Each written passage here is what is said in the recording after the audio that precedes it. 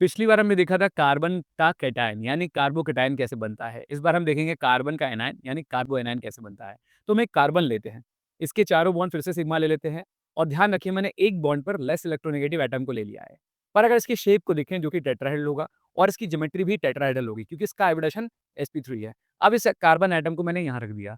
इस बॉन्ड को ध्यान से देखिए, इस पे लेस इलेक्ट्रोनेगेटिव एटम लगा है मतलब उसकी ताकत कार्बन से कम है। तो बॉन्ड के इलेक्ट्रॉनों का कंट्रोल कार्बन के पास रहेगा। अब जब हम हेटेरोडेटिक क्लीवेज कराएँगे, तो इस बार कार्बन इलेक्ट्रॉन को लेकर जाएगा और कार्बो एनायन का फॉर्मेशन हो जाएगा।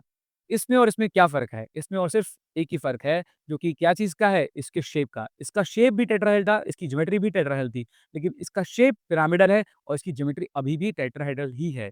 हाइब्रिडेशन दोनों का sp3 है, बदल क्या गया? सिर्फ़ और सिर्फ़ शेप बदला है।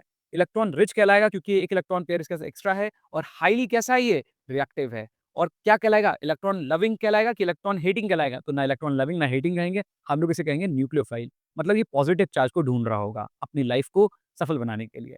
अब अगर इसको फिर से बीच में सेंटर में ले आए इस कार्बो एनायन को और इसके तीनों बॉन्डों पर हम क्या लगा दें? कार्बन चेन लगा दें। तब हम क्या कहेंगे? टर्शियरी कार्बो एनायन है।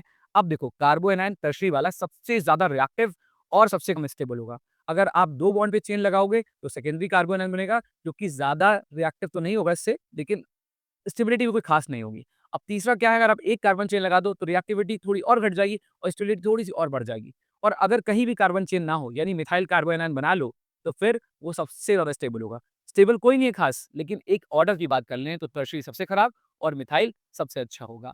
अब आप मुझे बताओ ऐसा क्यों है? और अगर नहीं जानते तो कमेंट करो, मैं अगली वीडियो में आपको समझाऊँगा ऐसा क्यों है।